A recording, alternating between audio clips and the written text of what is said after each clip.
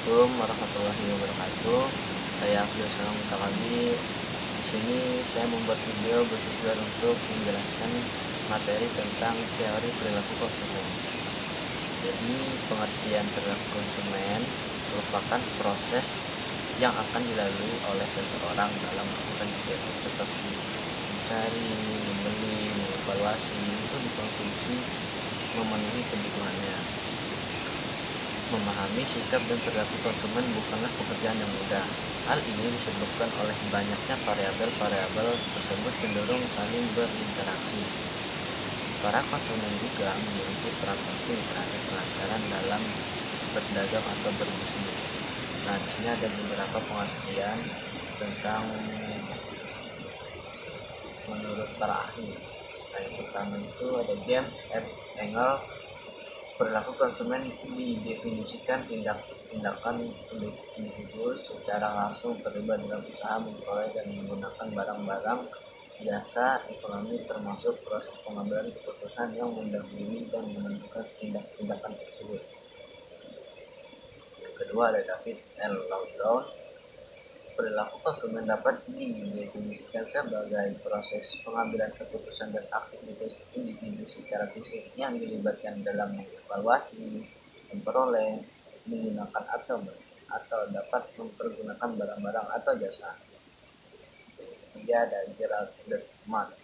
Perilaku konsumen adalah tindakan, proses, dan hubungan sosial yang dilakukan oleh individu, kelompok, dan organisasi dan mendapatkan menggunakan suatu produk atau lainnya sebagai suatu akibat dari pengalaman dengan produk, pelayanan, dan sumber-sumber lainnya.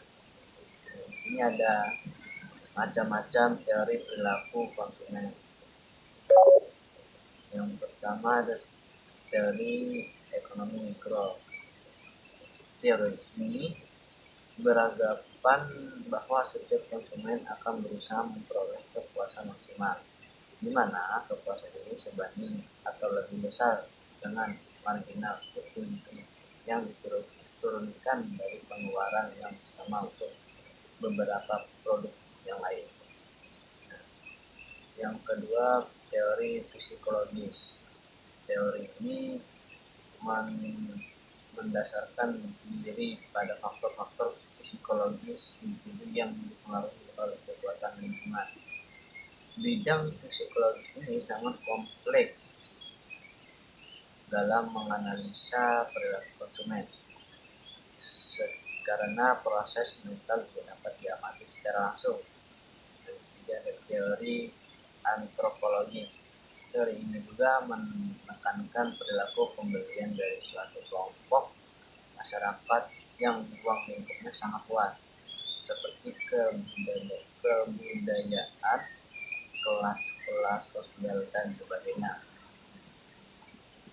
Di sini ada juga konsep perilaku konsumen. Yang pertama itu ada hukum Gosen 1. Itu disebut hukum guna marginal yang terus menurun. Bila jumlah barang yang dikonsumsi pada waktu tertentu terus ditambah, maka guna total yang diperoleh akan bertambah. Tetapi guna marginal akan semakin berkurang, bahkan bila konsumsi terus dilakukan, guna total akan menurun dan guna marginal menjadi nol, bahkan di bawah nol. Hukum Gosen 2. Manusia akan berusaha memenuhi kebutuhannya bermacam-macam sampai pada tingkat kebutuhan yang sama. Jika manusia melakukan pemenuhan kebutuhannya, akan berbagai jenis barang dengan tingkat pendapatan, dan hingga barang tertentu tersebut akan mencapai tingkat optimisasi konsumsinya pada saat rasio marginal utility berbanding harga sama untuk semua barang yang dikonsumsinya. Terus di sini ada faktor yang memengaruhi. Yang pertama, motivasi. Motivasi merupakan suatu keadaan dalam pribadi seseorang yang mendorong keinginan individu untuk melakukan kegiatan tertentu guna mencapai suatu tujuannya. Yang kedua ada persepsi.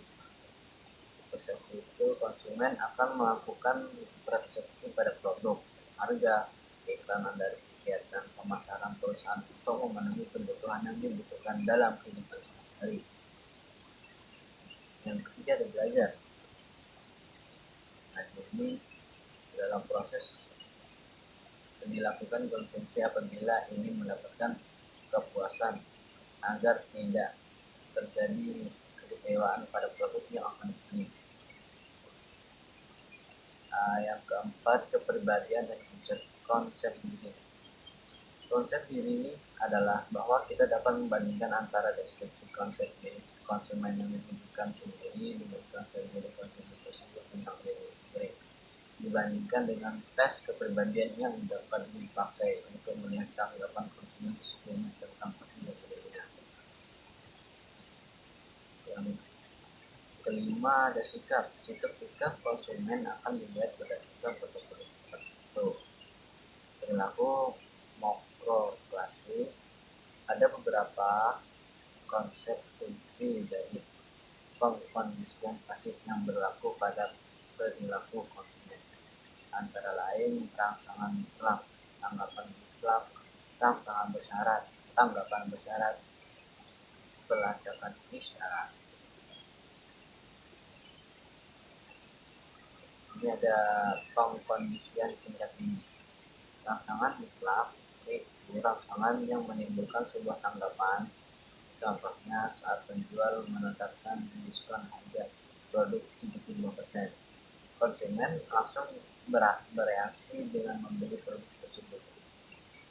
Kalau tanggapan mutlak, yaitu tanggapan yang ditimbulkan oleh rangsangan mutlak.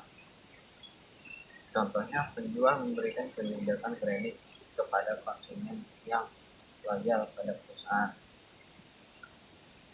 Yang ketiga ada rangsangan bersyarat, yaitu rangsangan netral, sebenarnya yang mengambil beberapa sifat rangsangan tetap jika dipisahkan dengan sesuai.